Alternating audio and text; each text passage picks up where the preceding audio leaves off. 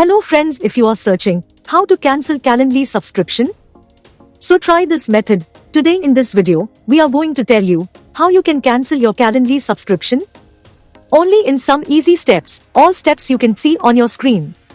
So let's get started. Method 1. Cancel Calendly subscription via online. Go to your Calendly app or account and from the top of the page, select the account. Go to the billings page. Tap on Change Plan and choose Downgrade. Your plan will be downgraded at the end of your current billing cycle.